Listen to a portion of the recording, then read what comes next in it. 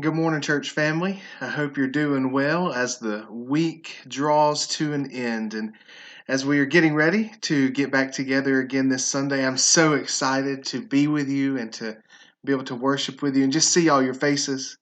I've missed you and I just love our church. And so I'm excited to get back. But before then, we still have one more reading for the week for Friday morning. And today's reading is Ecclesiastes chapter 12.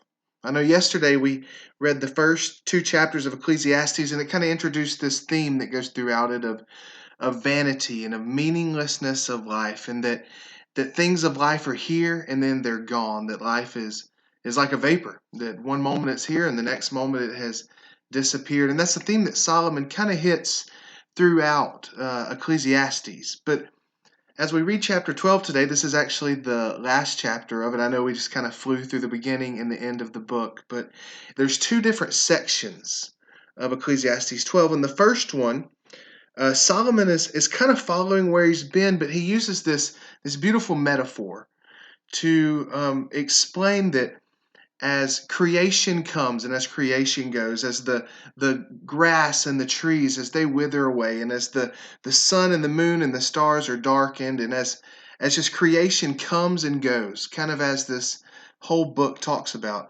to not focus solely on the creation that's coming and going, but to focus and to remember the Creator above it all.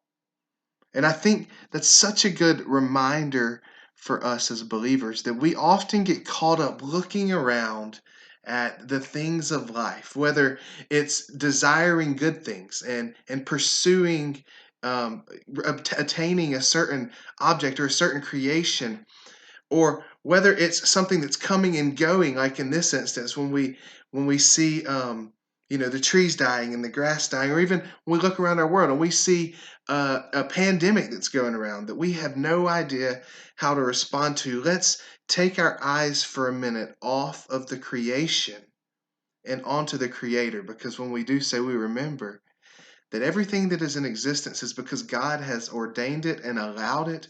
God has allowed the grass and the trees to come and go. God has allowed a virus to sweep across our world, but God is still the creator and he is still in control. So let's remember that as we go through this life, as we find meaning truly in only following the Lord. Let's remember the creator over the creation. But then the second part of Ecclesiastes 12, Solomon kind of gives a final commandment, a final word to kind of wrap everything up. And I want to read just the last few verses of this chapter. It says, "The end of the matter, all has been heard.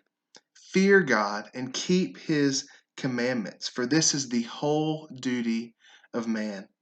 For God will bring every deed into judgment with every secret thing, whether good or evil."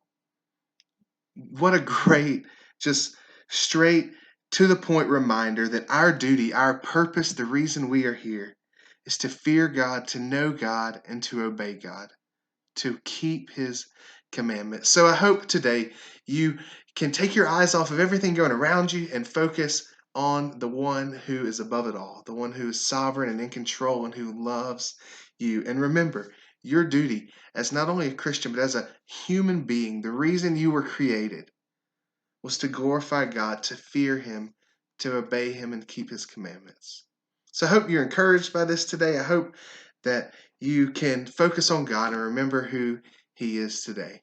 So I hope you have a great Friday. I hope your week ends well, and I will see you Sunday.